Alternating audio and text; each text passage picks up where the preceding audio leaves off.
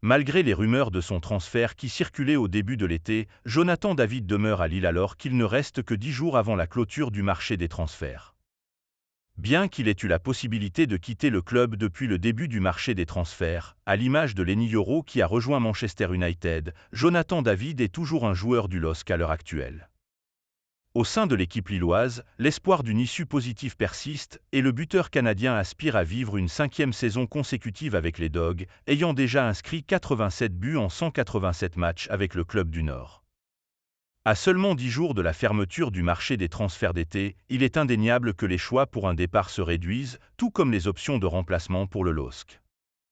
La semaine dernière, j'ai mentionné qu'un départ était envisageable uniquement si nous avions la possibilité de le remplacer, a déclaré le président Letang lors de sa dernière conférence de presse. Plus nous nous rapprochons de la date limite, plus il devient difficile de dénicher un attaquant de la même trempe que Jonathan. Nous avons les moyens de le conserver car nous ne sommes pas soumis à une pression financière. Un attaquant de pointe à l'image de Papin. Il ne fait aucun doute qu'un tel attaquant pourrait apporter une réelle plus-value à plusieurs clubs de la Ligue 1, en particulier à l'Olympique de Marseille. Jean-Pierre Papin, entraîneur de l'équipe réserve, exprime sans réserve son enthousiasme pour ce jeune talent.